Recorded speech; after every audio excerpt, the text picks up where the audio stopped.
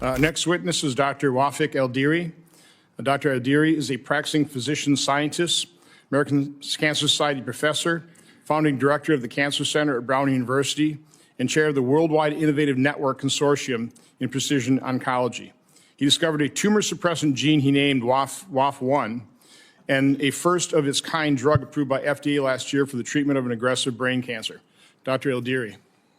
I am a physician scientist and cancer researcher with more than 30 years of experience studying how our body normally fights cancer through a major tumor suppressor called P53 and finding new ways of treating it. My work has focused on how cancers develop when these normal tumor suppressor mechanisms fail. Including discoveries involving how tumor suppressors work, and this has become foundational in cancer biology and oncology research. I've also studied how viruses and other biological processes can disrupt our defenses against cancer.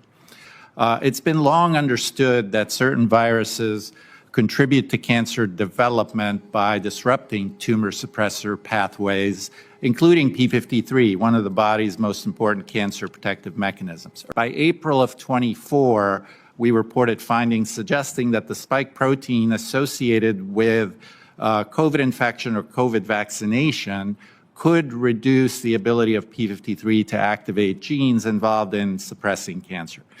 These concerns were raised through normal scientific channels, yet the response was not open scientific engagement, but escalating attacks. Much of this occurred through an online platform known as PubPeer, originally created about a decade ago to identify fraud and scientific misconduct. Unfortunately, the platform increasingly became weaponized against researchers whose findings challenged prevailing narratives.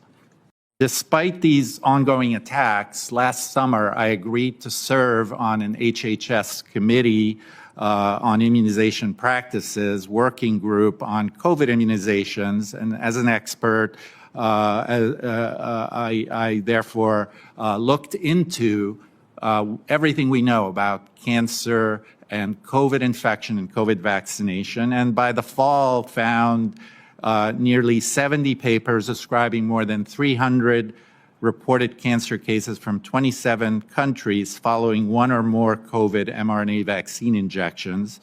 The reported cancers occurred near injection sites like sarcomas or lymphomas, right at the injection site, within the head and neck region, within and elsewhere, including, as Dr. Deglish mentioned, brain tumors and other tumors. In some reported cases, spike protein was identified within tumor tissue. Our findings were published in January of this year, and shortly afterwards, I was contacted directly by former Japanese Minister Kazuhiro Haraguchi, who reported developing a diffuse large B-cell lymphoma that later metastasized to his tonsil and biopsied, and they found spike protein. There should be no spike in tumors. These observations warrant serious scientific investigation, and as such, a number of unexpected observations have been made with the COVID mRNA vaccines that suggest potentially plausible mechanisms and connections to cancer. The attacks on my publications intensified and continue to the present day, despite no findings of fraud, misconduct, or wrongdoing after years of investigation.